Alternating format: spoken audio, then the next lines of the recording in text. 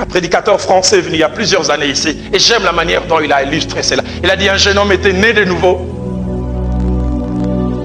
Et il criait, il dit j'ai abandonné les péchés. Dieu est merveilleux. Et puis voilà, il est rentré les eaux du baptême. Il est passé, il a fait un merveilleux témoignage. Il a dit, oh église, alléluia. Le vieil homme, je l'ai laissé dans la piscine. Il est resté là-bas, il ne retournera plus. Et il a continué à marcher dans la victoire. Un beau jour, le pasteur l'a vu la tête baissée. Il a demandé qu'est-ce qui ne va pas. Il dit, je suis retombé dans certaines choses. Il dit, pourquoi? Il dit, je ne savais pas que le vieil homme savait nager. Je l'avais laissé dans la piscine, mais il est ressorti. Ah, je ne sais pas ce qu'il en est de vous. Je prêche l'évangile, mais je réalise chaque fois que c'est un combat permanent. Chaque jour, je dois lutter. Seigneur, je veux dire la vérité. Seigneur, je ne veux pas tricher. Seigneur, Seigneur, aide-moi. Peut-être que vous ne sentez pas ces combats. Parce qu'il a pris conscience de cette lutte. Cet homme dit, misérable que je suis. Il dit, vous ne le savez pas. Je suis un infortuné, je suis un malheureux. Je n'arrive pas à être victorieux. Est-ce qu'il y a des domaines dans votre vie où vous vous êtes arrêté? Ou même vous avez connu une régression? On le dira aux Galates, dans Galates 7 au verset 8. Vous couriez bien. Qui vous a arrêté ou vous a empêché d'obéir à la vérité? Combien peut-être qui me suivent dans cette salle et en dehors, la vie de sainteté, la vie des craintes de Dieu appartient au passé, où la sainteté était leur quête. Je me souviens de cet homme qui est venu me dire autrefois quand je montais, mon cœur battait à la chamade. Et je ne retrouvais ma paix que si j'allais rectifier. Je ne retrouvais ma paix que si j'allais replacer la vérité là où j'avais sémé les mensonges. Aujourd'hui, on est habitué. Qui vous a empêché d'obéir à la vérité? Est-ce l'environnement dans lequel vous évoluez? Est-ce les amis? Est-ce les intimes? Je lui dis que certes, il a un homme de gagner le monde entier, de perdre son âme.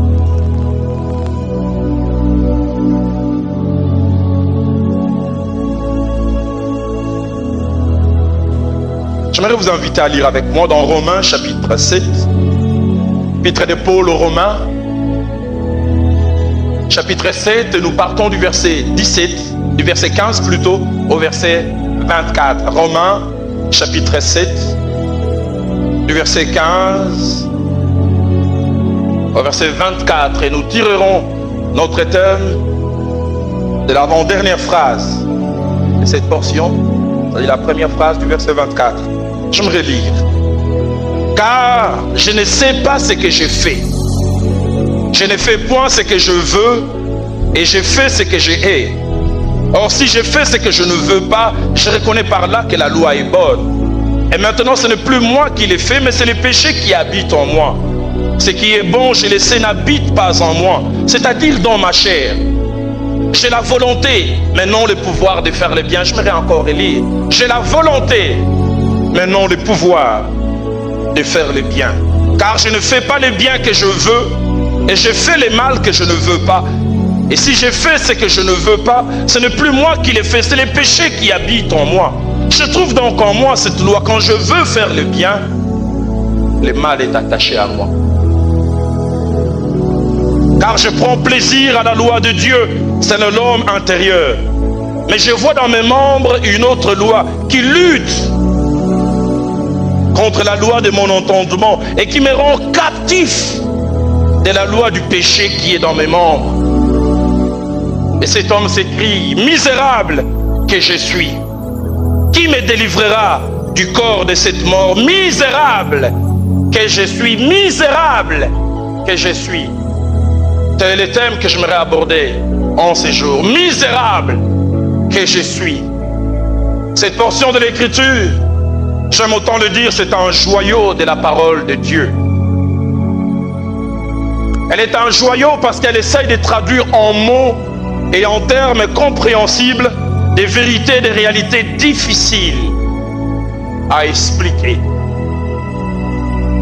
Cette portion essaye de rendre compréhensible des réalités invisibles à l'œil nu, des réalités internes, des réalités secrètes, des réalités que l'œil humain ne peut percer, mais des réalités ô combien, permettez-moi la répétition et la tautologie, réelles et vraies, parce qu'elles vécues au plus profond de l'être humain. Vous savez, dans l'être humain, il y a le visible, mais il y a aussi l'invisible. Il y a ce que l'on peut palper, mais il y a ce que l'on ne peut voir. Il y a ce que l'œil humain ne peut voir, il y a ce que l'œil humain ne peut percer, il y a ce que même les appareils les plus sophistiqués ne peuvent voir, mais qui ne sont connus que de la personne qui vit ces choses ou du Créateur, devant qui rien n'est caché.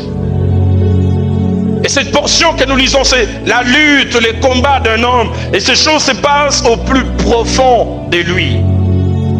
Quelqu'un a dit que l'homme a 3 identités ou 3 moi.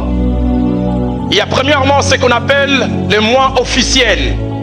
C'est l'image que vous et moi nous présentons. Cette image qui a toujours l'air respectable et respectueux. Cette image que nous essayons de soigner. Cette image que nous essayons de rendre le plus parfait, le moi officiel. Officiellement, je suis un homme saint. Officiellement, je suis un homme honnête. Officiellement, je suis fidèle à ma femme. Officiellement, je suis intègre. Officiellement, l'on peut me coller toutes sortes de qualités.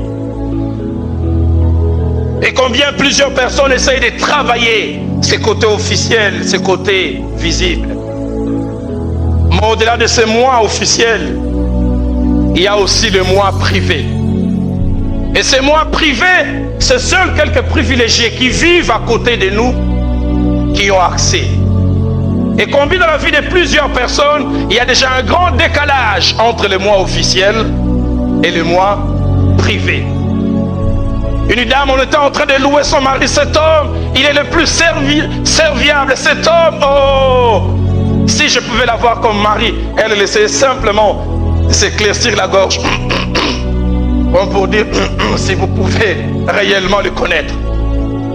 Moi, je vis avec 24 heures sur 24, je les connais. Ce que je suis, ce que vous êtes, ce que nous sommes dans l'officiel. Et c'est réellement ce que nous sommes dans les privés. Une plus grande couronne, j'aimerais qu'un jour ceux qui vivent avec moi puissent dire il est intègre, qu'il est honnête, que mes enfants qui passent avec moi le long de la journée, le plus de temps, qu'ils puissent dire cet homme, il s'est demandé pardon. Mais au-delà de ces 2 mois que j'ai appelés l'officiel et les privés, il y a le moi réel. L'identité réelle. Cette identité réelle peut être des fois inconnue du grand public et même inconnue de ceux qui partagent avec nous les privés. Des fois connue de nous-mêmes, mais aussi du Créateur, devant qui rien n'est caché. Dans 1 Corinthiens chapitre 2 verset 12, l'apôtre dit, lequel des hommes en effet connaît les choses de l'homme si ce n'est l'esprit de l'homme qui est en lui. J'ai lu cette histoire vraie de cette femme en Amérique, en Argentine, vers les années 75. Elle a vécu avec un homme qu'elle a connu vers les années 50. Elle pensait toujours que c'était un Argentin, jusqu'à ce que cet homme meure. Une semaine après le mariage, elle était en train de fouiller ses effets et elle a retrouvé de vieux documents. Qu'au fait, cet homme, c'était un ex-nazi, un jeune qui a servi dans le nazisme. Et vous savez, la plupart des nazis, après la Seconde Guerre mondiale, ils ont fui partout. Plusieurs sont allés en Amérique, et surtout en Amérique centrale et latine. Et il a changé d'identité. Il s'est créé une image. Il dit, cette femme n'en revenait pas, j'ai vécu avec cet homme. Il avait une identité non originaire de telle province de l'Argentine. Et quand il parlait, on avait même l'impression qu'il avait l'accent des gens de ces coins. Est-ce que cet homme avec lequel j'ai vécu, est-ce Je l'ai réellement connu. C'est le Dieu qui connaît la véritable identité des hommes.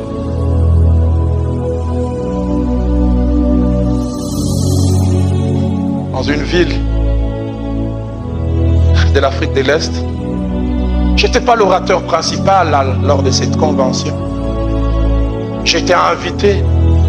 Il y avait un prédicateur, l'un des plus réputés de ce coin, un homme qui a un ministère grand, il a une grande église, un homme que tout le monde cherche à voir, un homme. Quand vous venez chercher audience chez lui, il faut des fois prendre rendez-vous des jours avant. Un homme qui a un grand ministère, entre guillemets. Ce soir, dans l'endroit où j'habitais vers 22h, il a appelé, je dois coûte que coûte te voir, je ne savais pourquoi. Et il est venu, il est rentré dans mon bureau, il a commencé à pleurer, plus âgé que moi il était. Je ne savais expliquer ce qu'il a mené à mes pieds. Il s'est mis à pleurer, il dit, je ne veux plus être celui que je suis. Je ne veux plus être celui que je suis. J'ai encore en mémoire comment il s'est roulé par terre. Il s'est tordu des douleurs, non pas des douleurs physiques, mais des douleurs morales internes. Je vois cet homme grand, respecté. Il pleurait, ça coulait des yeux, ça coulait des narines, ça coulait de partout. J'avais l'impression que quelqu'un était en train de pincer son cœur. Il pleurait. Et je suis resté avec de 22h30 à 3h du matin. Cela fait 6 ans, m'a-t-il dit, je trompe ma femme. Elle n'est pas au courant, elle ne peut le soupçonner, elle peut se l'imaginer. Et il m'était dit, pourquoi je dois faire de telles choses? Je prêche la sainteté, je prêche l'honnêteté, je prêche la droiture. Il dit, Roland, pourquoi je dois faire de telles choses? Je dois arrêter de prêcher. Et au plus fort de sa lutte interne, il dit, et le comble de tout, c'est que je l'ai fait avec une prostituée dont je suis devenu le client. Personne dans la ville ne pouvait soupçonner. Et encore moins son épouse. Mais ces choses se passaient au plus profond de lui. J'ai vu cet homme pleurer, je l'ai vu crier. J'avais mal, j'étais déçu par rapport à l'image que je me faisais de lui. Mais j'étais content aussi. Parce qu'un homme était en train de retourner vers les valeurs essentielles. Vers les choses qui comptent. Ma prière, Seigneur, redonne-nous des larmes dans l'église.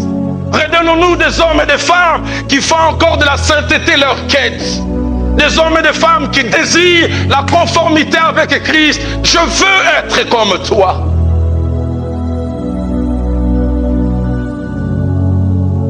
Je n'ai rien contre le courant de réveil dans la louange et dans l'adoration. Mais des fois j'aime le vieux cantique d'autrefois. Presque chaque fois on sent le désir de la conformité avec Christ. Le vieux cantique du genre, j'aime mieux avoir Christ. J'aime mieux avoir Christ que tout ce qu'il y a comme palais. J'aime mieux avoir Christ.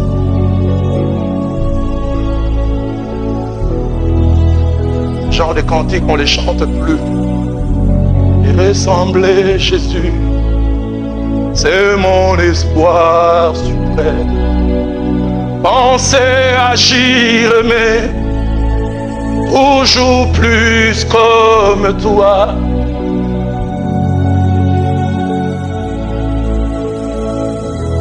Seigneur, aide-moi. Seigneur, aide-nous. Dans Jacques chapitre 4, verset 9, l'apôtre dit, sentez votre misère. Soyez dans le deuil et dans les larmes. Que votre rire s'échange en deuil et votre joie en tristesse.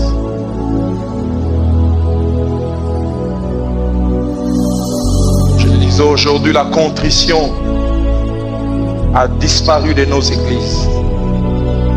Les larmes de repentance se font denrées rares.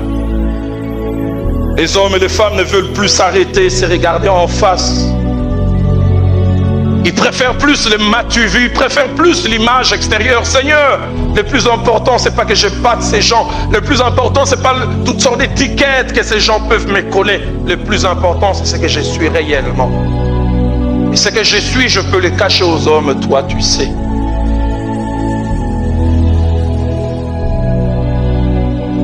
Seigneur, redonne-nous des hommes qui s'arrêtent, qui savent ce qu'ils sont réellement au fond d'eux.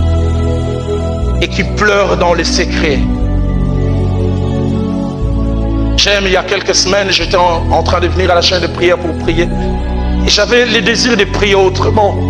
Et je peux vous dire sincèrement, toute ma prière a changé quand j'ai trouvé cet homme. Nous étions seulement à deux. Je ne pense même pas qu'il avait pris conscience que j'étais rentré. Il était d'un certain âge. Il avait la tête tournée vers le mur. Il priait. Et je sentais comment il pleurait. Il s'est mouché à chaque fois. Il disait, Seigneur, je ne veux plus être aussi colérique que je suis. Je voudrais être un mari doux et aimant. Tu vois combien avec mes colères, je gâte les climats à la maison. Je ne veux plus que ses mains cognent sur ma femme. Tu vois combien j'ai encore cogné. Je veux plus, je veux plus, je veux plus. Seigneur, donne-nous une chaîne de prière où de tels gens viennent. Et je puis vous le dire, j'étais venu prier pour autre chose. Moi-même aussi, j'ai changé de prière. Parce que je sais combien de fois mes émotions, je dois apprendre à les dominer.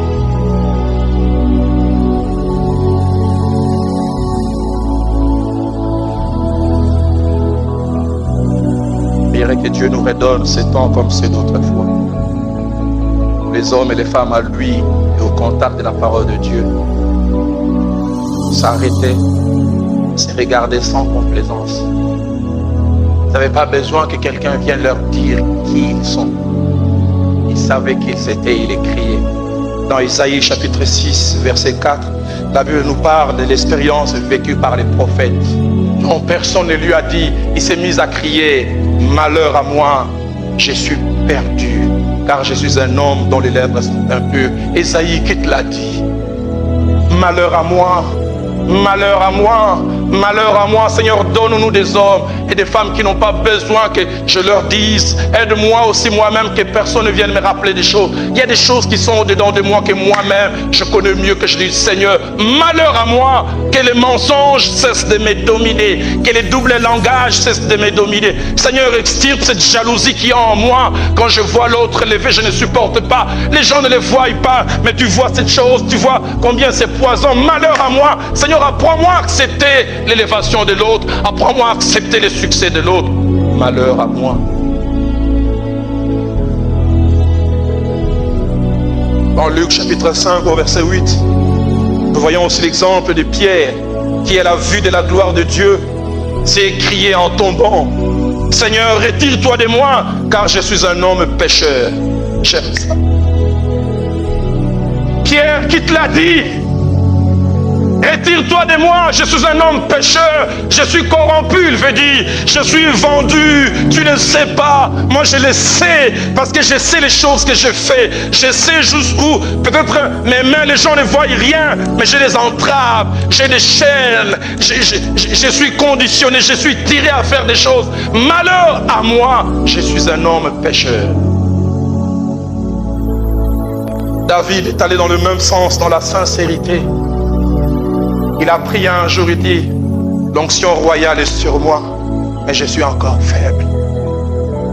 Quand il parle de faiblesse, il ne veut pas simplement parler de faiblesse physique, il veut parler de faiblesse dans toute sa globalité. Il dit, l'onction royale est sur moi, la faveur de Dieu est sur moi, mais je suis faible.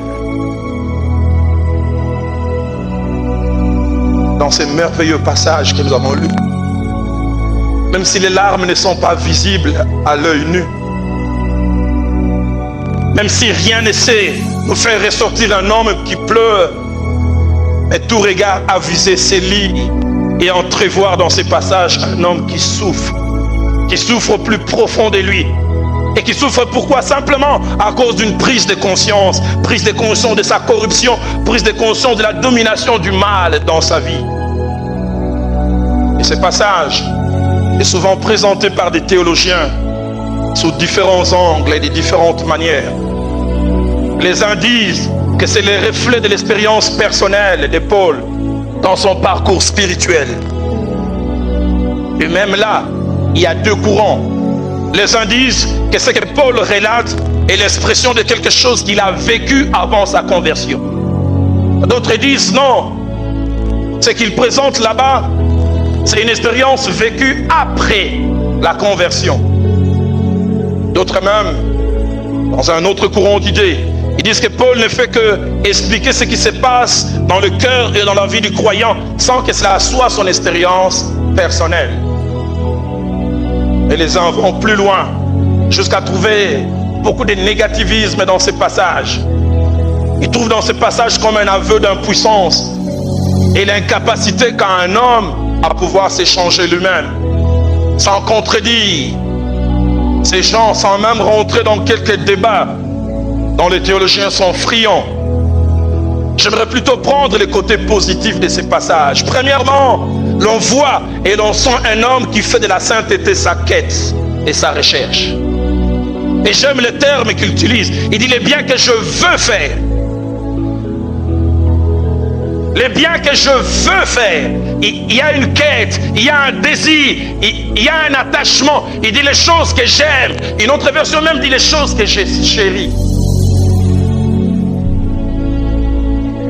Mais deuxièmement, au-delà de cette quête, on voit aussi la tristesse et la douleur d'un homme parce qu'il n'arrive pas à atteindre cet objectif. Et ce que j'aime, le mérite qu'a cette personne, c'est au moins de désirer. Avez-vous encore ce désir? Ai-je encore ce désir? Avons-nous encore ce désir? Cet homme, Paul ou quelque autre personne, fût-il, il parle des choses qu'il aime, il parle des choses qu'il affectionne, il parle des choses auxquelles son homme intérieur est attaché. Mais il parle aussi des choses qu'il déteste, pour lesquelles il prouve de l'aversion. Et il utilise même des termes forts. Il dit ce que j'ai hais. Je tombe dedans, mais ces choses, je ne les aime pas. Dans mon homme intérieur, j'ai une aversion contre ces choses. J'ai plutôt un attachement, j'ai une affection vers d'autres choses. Frères, sœurs, quelles sont vos affections?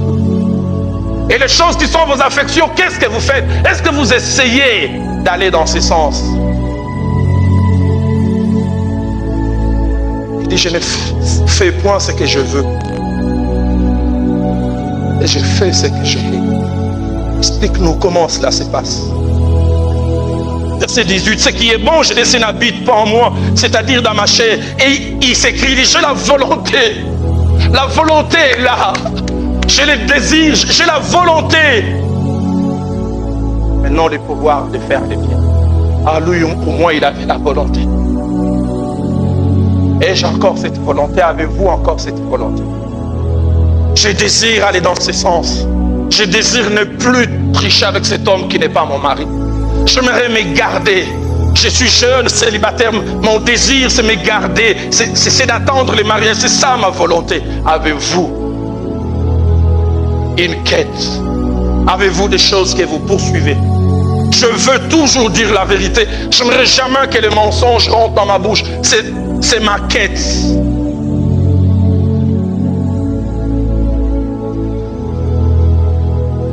Écrivant aux gens de son époque, l'apôtre Pierre dira dans 1 Pierre chapitre 1er, versets 15 à 16. Ce passage m'a toujours interpellé. Quand je pense à ce passage, je me dis, c'est comme si le Seigneur a fixé la barre trop haut. Écoutez ce que l'apôtre dit. Mais puisque celui qui vous a appelé est saint, vous aussi soyez saints dans une bonne partie de votre conduite, n'est-ce pas? Soyez saints dans la majorité de votre vie, n'est-ce pas? Il dit soyez saints dans toute votre conduite. Puisque celui qui vous a appelé est saint, soyez saints dans toute votre conduite. Que chaque aspect de votre être, que chaque aspect de votre personnalité soit baigné dans la sainteté. Puis il va plus loin, selon qu'il est écrit, vous serez saints, car je suis saint. Dieu serait un Dieu irresponsable s'il nous appelle à la sainteté, et même à la sainteté totale, sans pourvoir quant à ce qu'il faut pour nous amener à la sainteté. Sinon il sera un Dieu irresponsable. S'il nous appelle à la sainteté, et même à cette sainteté dans toute notre conduite, c'est qu'il a pourvu pour cela. Seigneur, aide-moi à la poursuivre, cette sainteté. Et abordons dans le même sens Paul écrira aux Thessaloniciens, dans 1 Thessaloniciens chapitre 5, versets 22 à 24. Il dit, abstenez-vous de toute espèce de mal. Non, ce n'est pas Dieu qui viendra du ciel pour vous arrêter. Il dit, c'est votre part. Abstenez-vous. Abstenez-vous. Abstenez-vous. Abstenez-vous, dit-il.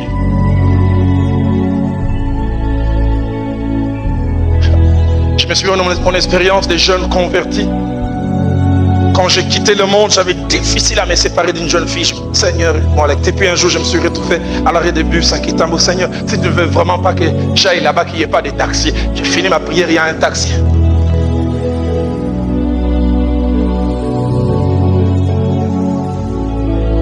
Mais si tu ne veux pas y aller, reste à la maison. Au lieu de venir faire une prière à l'arrêt des taxis.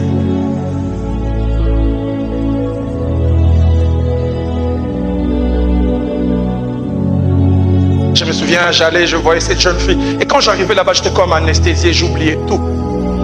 Plus de condamnation, plus de culpabilité. Mais 10 fois sur 10, chaque fois que je la quittais, je rentrais, je pleurais. Je venais à l'église, on prêchait. J'avais rendez-vous avec elle à 13h et puis à 12h, on était en train. Je pleure, lance un appel. Seigneur, je ne peux plus partir.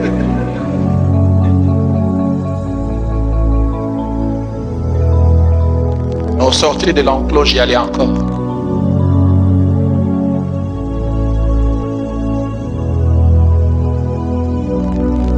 J'en parle pour vous dire que je suis passé aussi partout.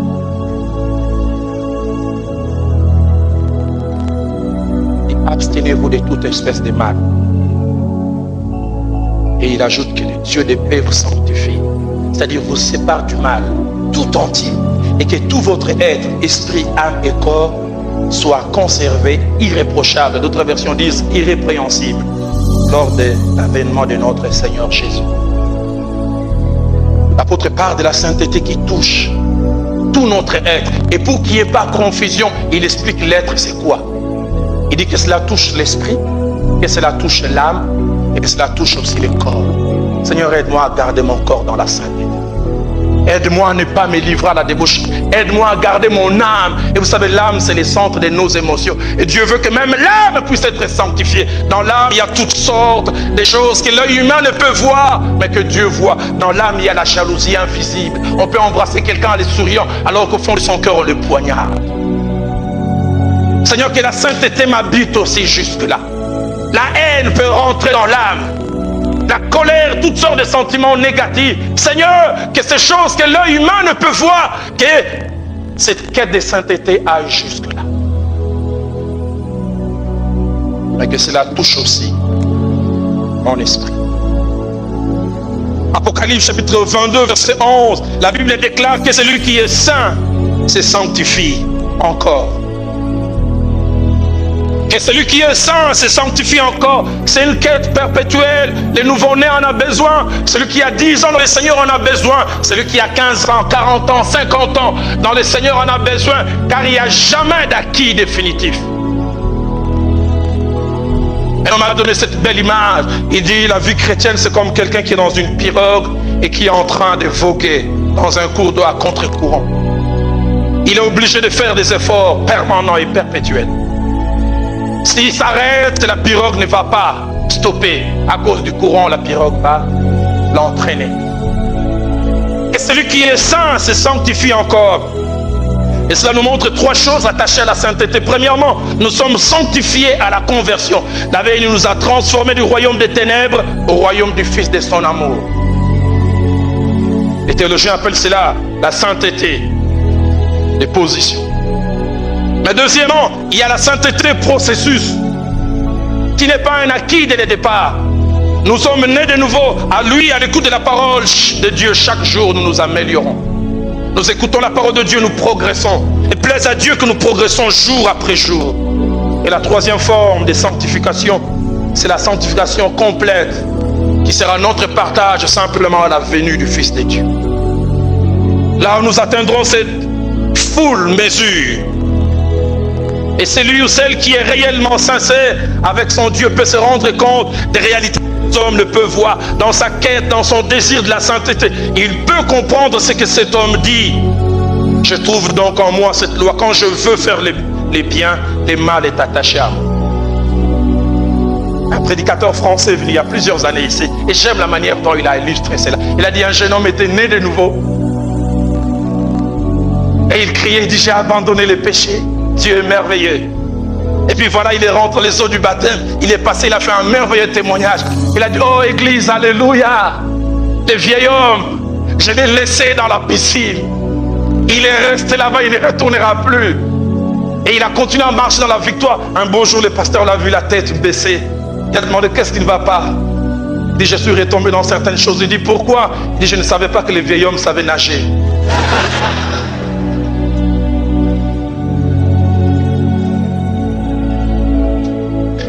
Je l'avais laissé dans la piscine, mais il est ressorti. Ah, je ne sais pas ce qu'il en est de vous. Je prêche l'évangile, mais je réalise chaque fois que c'est un combat permanent. Chaque jour, je dois lutter. Seigneur, je veux dire la vérité. Seigneur, je ne veux pas tricher. Seigneur, Seigneur, aide-moi. Peut-être que vous ne sentez pas ces combats.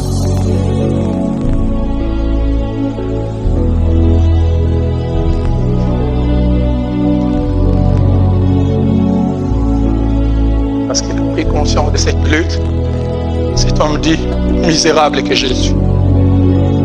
Et vous ne le savez pas. Je suis un infortuné, je suis un malheureux. Je n'arrive pas à être victorieux. Est-ce qu'il y a des domaines dans votre vie où vous vous êtes arrêté? Ou même vous avez connu une régression? On le dira aux Galates, dans Galates 7 au verset 8. Vous couriez bien. Qui vous a arrêté ou vous a empêché d'obéir à la vérité?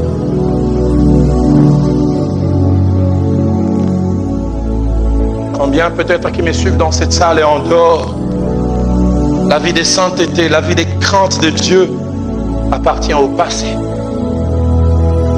où la sainteté était leur quête. Je me souviens de cet homme qui est venu me dire autrefois quand je montais, mon cœur battait à la chamade. Je ne retrouvais ma paix que si j'allais rectifier. Je ne retrouvais ma paix que si j'allais replacer la vérité là où j'avais semé les mensonges. Aujourd'hui, on est habitué. Qui vous a empêché d'obéir à la vérité? Est-ce l'environnement dans lequel vous évoluez? Est-ce les amis? Est-ce les intimes? Je dis que certes, il a un homme de gagner le monde entier et de perdre son âme. En Jérémie chapitre 13, verset 23, le prophète dit, un Éthiopien peut-il changer sa peau? Et un léopard ses taches. Et même, pourriez-vous faire les biens, vous qui êtes accoutumés à faire le mal?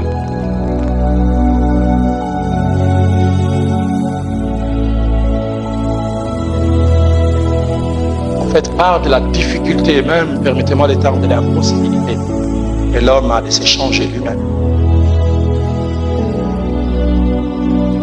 Mais à Dieu déjà que l'on s'arrête, que l'on prenne conscience que j'ai des domaines où je suis défaitiste.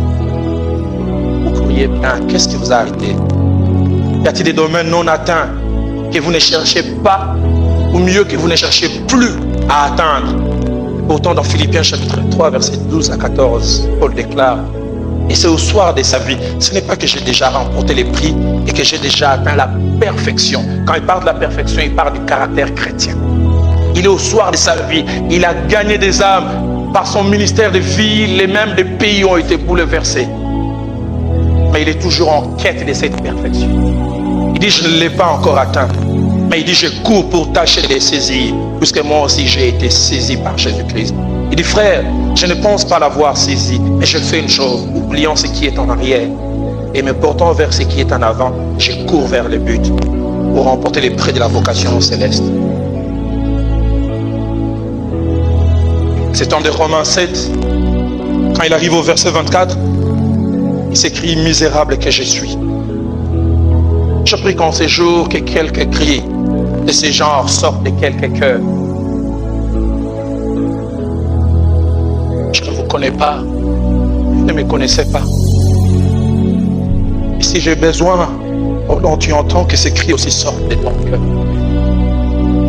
Misérable que je suis. Mais non seulement qu'il s'écrit misérable que je suis, il ajoute aussi qui me délivrera. Il prend conscience de son état lamentable, mais il désire sortir. Il veut sortir de cette situation. Il veut ne plus rester. Et ce cri qui me délivrera signifie deux choses. Premièrement, j'ai pris conscience que je ne peux me sortir moi-même. La force, la puissance et la capacité pour me sortir doivent venir du dehors. Cette capacité n'est pas en moi. Seigneur, donne-nous quelqu'un qui va lancer ses cris. Mais la deuxième signification, c'est que cette force doit venir de quelqu'un qui est plus capable que lui. Qui me délivrera? Qui me délivrera?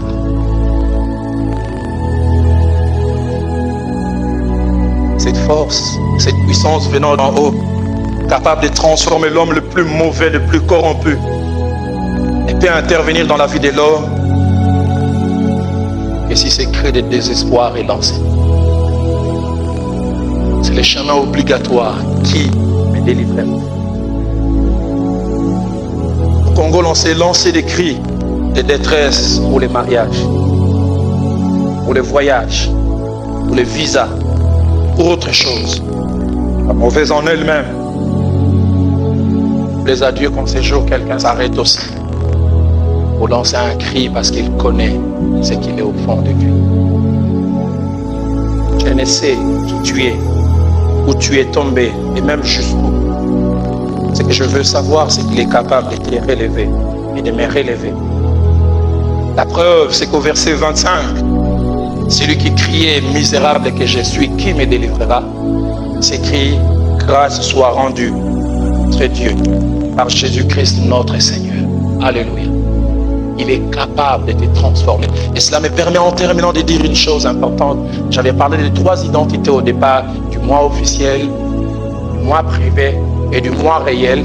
Mais j'aimerais nous dire en terminant, quel que soit ce que votre moi réel vous dit que vous êtes, il y a un moi potentiel qui vous attend.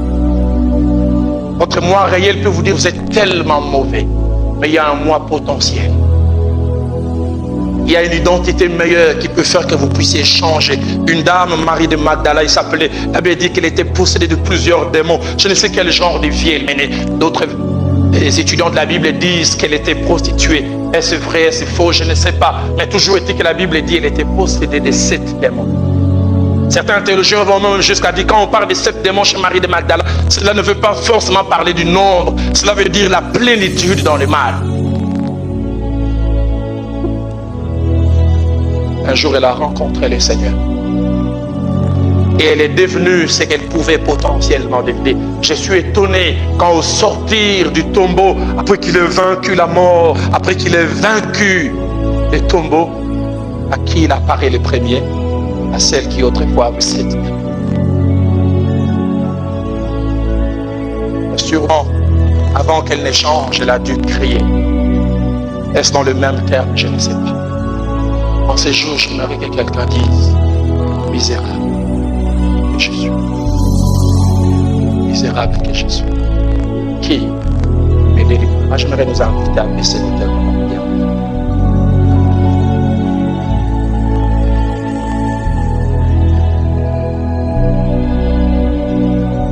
J'aimerais que la chorale nous aide à chanter ce merveilleux cantique, Feu du fondeur. Je n'ai qu'un désir. Je choisis d'être saint, d'être saint. Feu du fondeur. Je n'ai qu'un désir, je n'en ai pas 2, je n'en ai pas 3, je n'en ai pas 5. Je n'ai qu'un désir. Je choisis d'être saint. Y a-t-il quelqu'un en ces jours qui veut dire prédicateur, ces choses que tu as enseignées? Cette expérience de cet homme de Romains 7, je suis en train de les vivre. Je sens un dualisme dans mon cœur, je sens un combat, une lutte entre le bien et le mal. Mais malheureusement, c'est le mal qui semble triompher.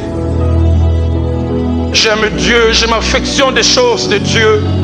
Je m'affectionne des choses de Dieu et même peut-être je viens à l'église et qui sait même, j'ai quelques responsabilités, mais je peux crier comme lui, misérable, voilà ce que je suis.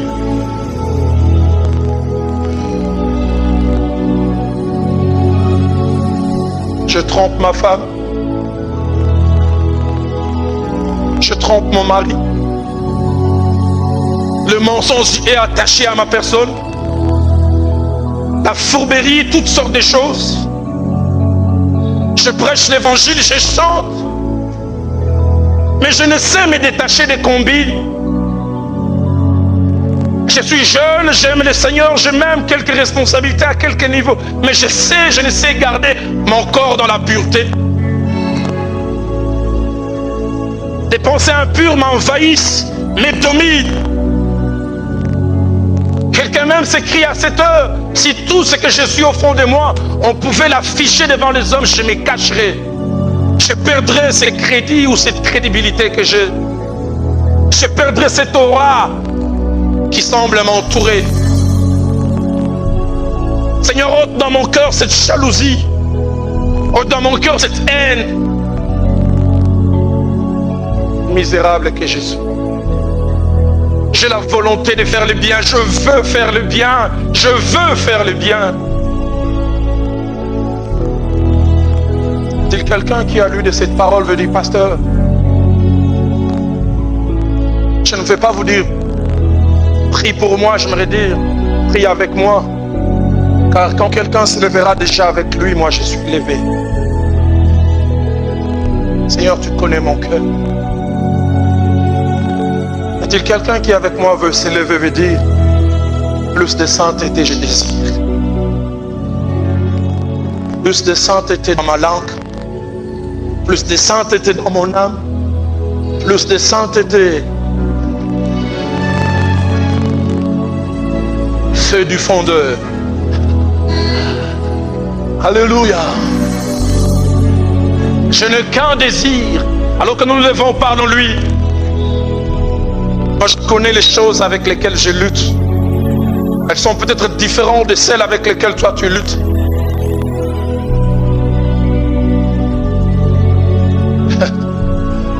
Seigneur, travaille dans nos cœurs à cette heure. Pourtant, tu es en train d'œuvrer dans mon cœur, œuvre aussi dans le cœur de cet homme et de cette femme.